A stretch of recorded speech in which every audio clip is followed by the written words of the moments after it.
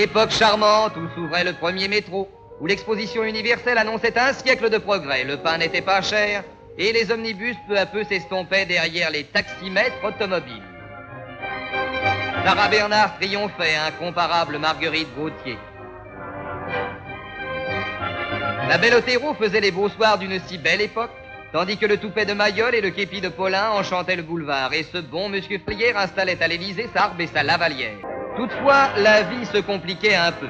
En 1910, la Seine, une fois de plus, entrait dans l'histoire.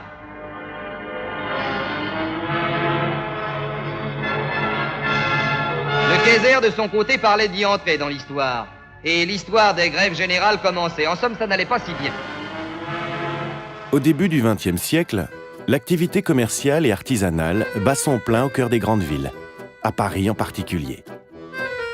Les fonds de commerce et les boutiques s'échangent grâce à des intermédiaires hautement spécialisés, appelés mandataires. Ils contribuent à l'organisation et à l'équilibre des centres-bourgs. C'est le 2 décembre 1913, à la Chope d'Alsace, boulevard Sébastopol à Paris, que se crée le syndicat qui rassemble les meilleurs professionnels de ce métier. Cette chambre, effectivement, est née en 1913. À l'époque, l'immobilier ne ressemblait pas du tout à ce qu'il est aujourd'hui, et la chambre s'appelait la chambre des mandataires en vente de fonds de commerce. Car effectivement, à l'époque, c'était ces métiers-là qui étaient les métiers de la cité, et qui étaient d'ailleurs les seuls métiers de la cité. Certaines professions commerciales sont réglementées, et il a fallu que des spécialistes interviennent pour les transactions immobilières. De là, les mandataires à cette époque-là. Donc il y a eu la nécessité de se spécialiser, et quand on se spécialise, on devient quelqu'un qui a besoin de rendre sa connaissance, d'exprimer auprès des pouvoirs publics ce que l'on sait, et on est consulté également par les mêmes pouvoirs publics. Donc vis-à-vis des autorités administratives et politiques, vis-à-vis du public, il y avait besoin, c'est une nécessité, ça s'est fait un petit peu seulement comme ça, une nécessité de réunir les spécialistes. Et c'est la première profession qui l'a fait dans le secteur économique du bâtiment, de l'habitat au sens large du terme.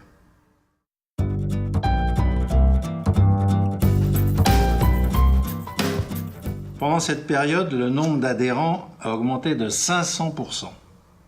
Mais il y a des raisons à cela. Les raisons, c'est la réglementation des loyers, qui est devenue importante. C'est les lotissements, c'est la loi Loucheur. Tout ça, il y a eu des textes réglementaires importants qu'il fallait connaître. C'est au cours de cette même période que va apparaître le marketing immobilier. C'est un petit peu là que ça a démarré. On va comptabiliser les maisons vendues, les appartements vendus. On va développer la notion de pièces habitables. Tout cela, une structure va apparaître à ce moment-là. Puis les promoteurs privés, les personnes physiques qui construisaient sur leurs fonds propres des logements, ils vont vivre leurs derniers jours. Ils vont vivre leurs derniers jours parce que tout devient cher, tout devient compliqué. Et l'arrivée de la guerre à ce moment-là va bouleverser ensuite le marché.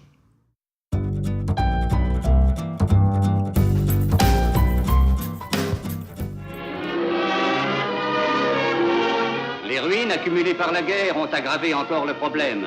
Il faut donner un toit à des milliers de familles et les solutions provisoires ne sont que des expédients. Il faut bâtir. Il faut bâtir. Bâtisseurs, à vos pioches. Au sortir de la Deuxième Guerre mondiale, la reconstruction de la France prend d'abord une allure immobilière. Le pays a besoin de milliers de professionnels sur tout le territoire pour construire, rénover, vendre, louer ou gérer. C'est un véritable challenge. Attention au 15 juillet. Le jour du terme sera cette fois plus désagréable encore que d'habitude. Une seule consolation peut-être, c'est qu'une part de cette majoration doit être consacrée à mettre en œuvre une politique du logement. Espérons qu'elle aboutira enfin.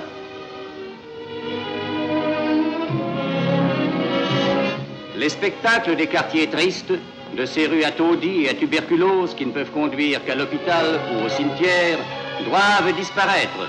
Le Français, par négligence, par économie mal comprise, est l'homme le plus mal logé du monde.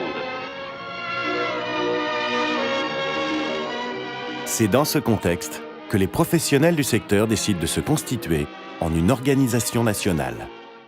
Et il se trouve qu'après-guerre, après la Deuxième Guerre mondiale, ce syndicat va être à l'origine de la création de la Fédération nationale de l'immobilier que tout le monde connaît aujourd'hui, la FNAIM.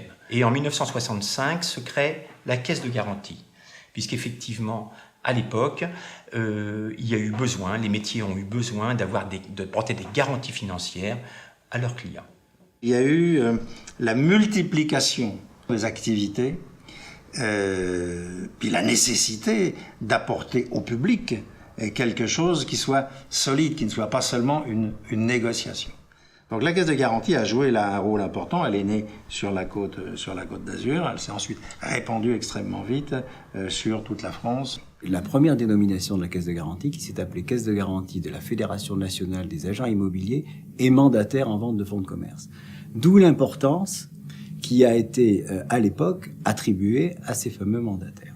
Alors les mandataires, c'est vrai que la Caisse les couvre depuis son origine, donc depuis 1965, et que à une certaine époque, parce que c'était une profession un peu particulière, eh bien nous avons été amenés à prendre des dispositions en termes de contrôle, en termes de procédure, parce qu'il fallait absolument que nous puissions couvrir ce risque. Au point que nous avons même dédié un de nos auditeurs pour cette profession en particulier. Nous sommes en 1965 et la Chambre des métiers de l'immobilier, enfin c'était encore la Chambre des mandataires, devient francilienne du fait que la fédération est une fédération de chambres, la fédération nationale.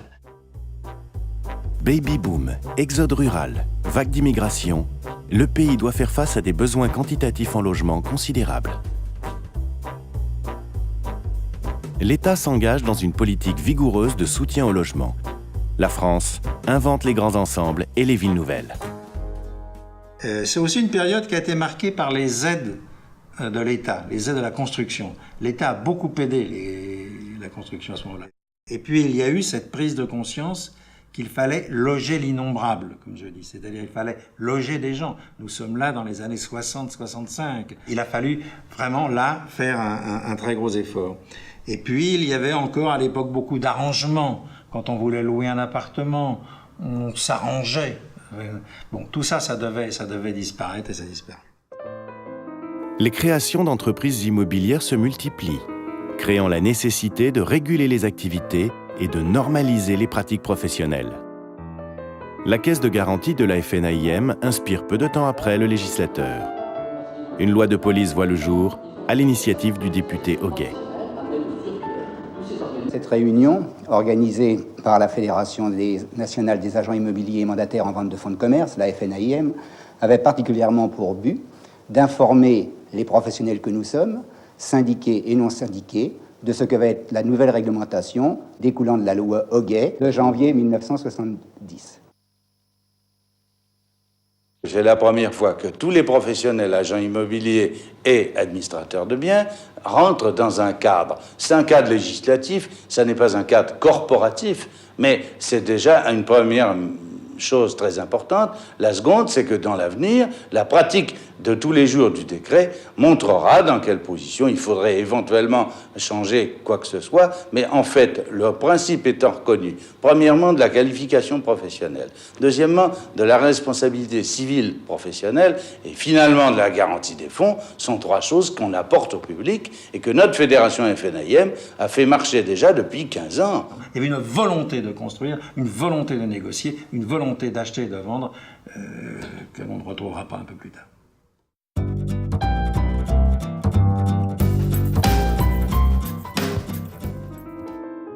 Le marché de l'immobilier atteint sa maturité.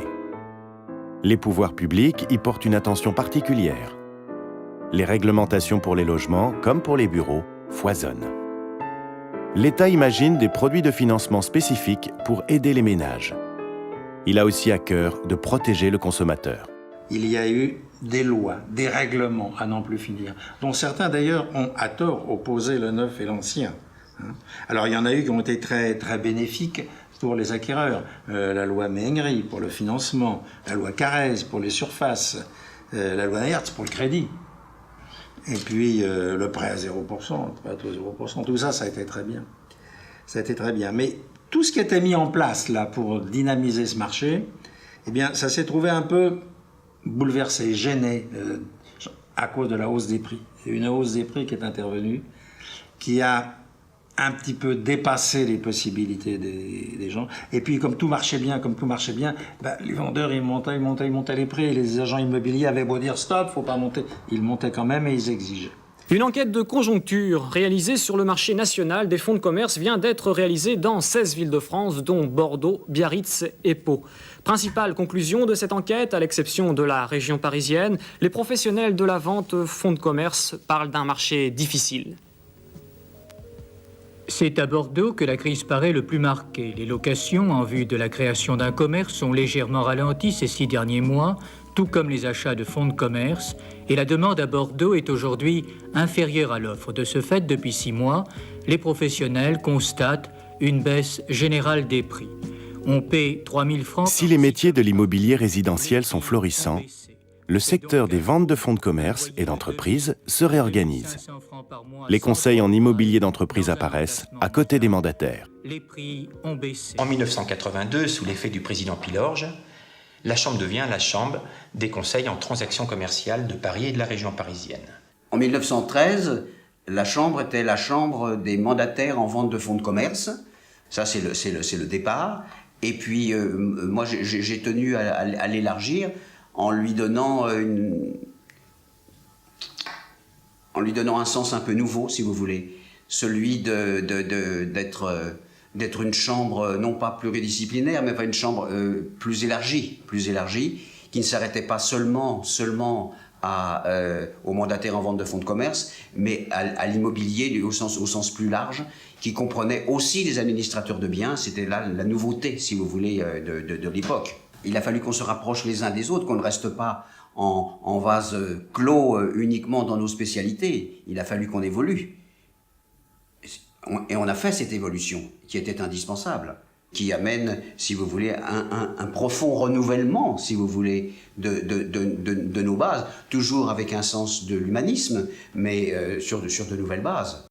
Lorsque j'ai hérité de cette chambre en 2008, il n'y avait déjà pratiquement plus de mandataires en fonds de commerce. Et c'est la raison pour laquelle j'ai, si on peut dire qu'ainsi, enfoncé le clou, c'est-à-dire que j'ai souhaité, et mon conseil avec moi, changer le nom de la chambre, et elle s'est appelée la Chambre des métiers de l'immobilier de Paris et de la région parisienne. Car effectivement, depuis cette époque-là et même avant, la chambre était constituée de métiers qui sont aujourd'hui les métiers qu'on connaît tous dans l'immobilier, les transactionnaires, c'est-à-dire les agents immobiliers, les gestionnaires et également les syndics qui sont les principaux métiers, mais également les immobiliers d'entreprise. Donc on a suivi le développement, il y a une dynamique, on ne s'est pas enfermé dans quelque chose. Et aujourd'hui, il y a un développement à tous les domaines de l'habitat pour couvrir le maximum de toutes les fonctions de l'immobilier, ce qui est la volonté de la Chambre des métiers de l'immobilier.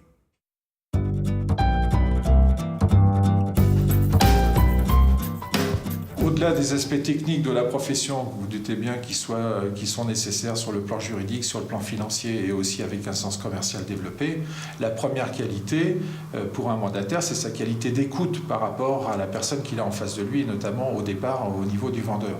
Il doit passer suffisamment de temps avec le vendeur, être présent dans la structure, s'imprégner de la structure existante, d'y consacrer le temps nécessaire et d'analyser avec le futur vendeur ou le vendeur quels sont les points forts et les points faibles de l'entreprise, de façon à pérenniser l'acquisition qui sera faite, parce que comme je l'ai dit, c'est quand même beaucoup d'argent, et notre rôle, nous, de mandataires, c'est de gérer l'équité entre acheteurs et vendeurs, et de s'assurer de la pérennité, et pas se tromper sur la qualité du repreneur, tant sur le plan financier que sa capacité à faire. Le client qui rentre actuellement dans nos cabinets, c'est pas un client qui vient pour